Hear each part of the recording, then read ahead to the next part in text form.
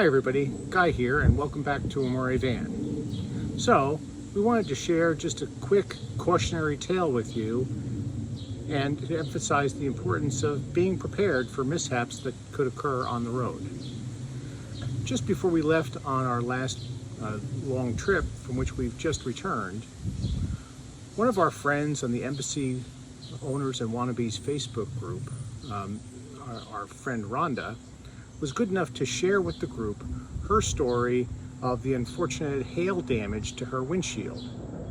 Just as importantly, Rhonda shared with us information about the difficulty and expense associated with replacing these new modern windshields on cars that have been made in the last couple of years, like our Ford Transit, because those windshields contain now all kinds of fancy sensors that make it more difficult to find a replacement windshield and more expensive to replace the windshield when you need to. So, armed with that information, one of the last things we did before we set out on our summer trip was to buy a couple of these windshield repair kits. The ones we chose were these kits made by Rain-X. And sure enough, as we were driving down a highway in North Dakota, a truck kicked up a rock right into our windshield. And here you see the damage done by that rock. Now, we weren't thinking all that clearly about our YouTube channel, so we neglected to take a picture of the crack without the repair device on. But nevertheless, you can pretty much see the damage here. It was a classic star-shaped crack, about 1¼ inches in diameter. Now, when this happened, we were in the middle of nowhere in North Dakota. It would likely be many days before we were anywhere near a town or city in which a professional repair could take place. So it was time to go to work with the Rain-X kit that we had purchased just in case exactly this sort of thing were to occur. Because we knew if we waited until we got somewhere where we could get professional help, the crack could expand to the point where the windshield would be lost.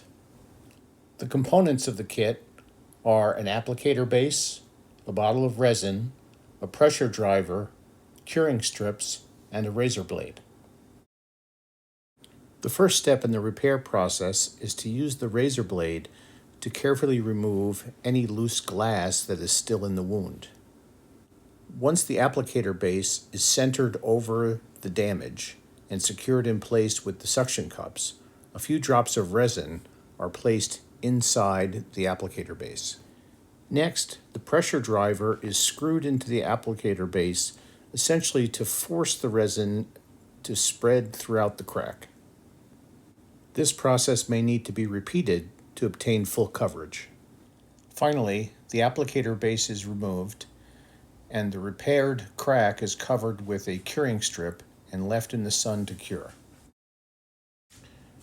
The result was that the repair kit did an excellent job of sealing the crack. The remaining blemish can definitely still be seen, but I had a difficult time photographing it in a way that you could see it.